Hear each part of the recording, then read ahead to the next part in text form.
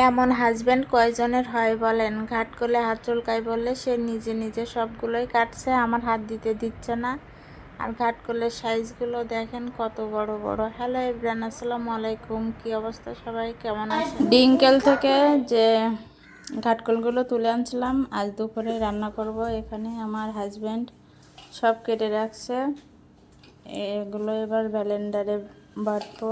এখানে ঘাটকলে দিলাম পেঁয়াজ, রসুন, আর এখানে ঘাটকল আর কাঁচামরিচ দেবো।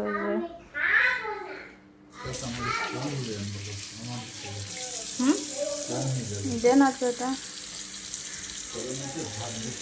একসাথে সবই ব্লেন্ডারে বেটে নেব। আর জিরি মশলা বাটা আছে। কেটে রাখা ঘাটকলগুলো এবার ব্লেন্ড করে নিচ্ছে আমার হাজব্যান্ড, দেখতে পাচ্ছেন। আর আমার চুলকানো জিনিস হাত দিলে হাত চুলকায়, এই জন্য এসবগুলো আমি করতে পারি না। সব কিছুই আমার হাজব্যান্ড করে দেয়।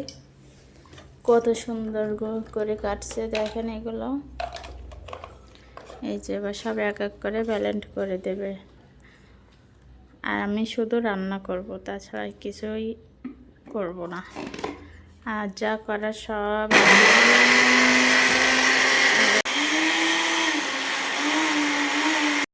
কাটা কোটা বাটা সবই শেষ। এবার রান্নার পালা। রান্নার জন্য এখানে তেল দিয়ে দিলাম। তেলটা আমার গরম হয়ে গেছে। আর বেটে রাখা ঘাটকলটা দিয়ে দেব তেলের ভিতরে। এই যে তেলের ভিতরে বেটে রাখা ঘাটকলটা দিয়ে দিলাম। বাটার সময় এতে আপনার পেঁয়াজ, রসুন, ঝাল সবই দিয়ে বেটে রাখছিলাম। আর দেব শুধু লবণ। এই যে লবণ দিয়ে দিলাম পরিমাণ মতো, হলুদ, আর এই যে এখানে জিরা মশলা বাটা আছে, জিরা মশলা বাটাটা দেব। করলে আপনার জিরা মশলা বাটা দিলে টেস্টটা বেশি হয়, এই জন্য আমি মশলাটা ব্যবহার করি। এটা রান্নার সময় চুলার আঁচটা আস্তে দিতে হবে, জোরে দিলে গায়ে ছটকায় পড়বে। সবই আস্তে আস্তে জ্বালে আসতে হবে। হয়ে গেছে দেখেন। আর ঘাটকল ভর্তাটা এভাবে করলেও অনেক মজা লাগে।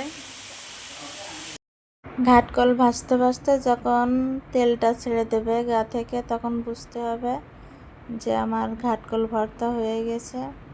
আর আমার ভর্তার কালারটা কত সুন্দর হয়েছে দেখেন।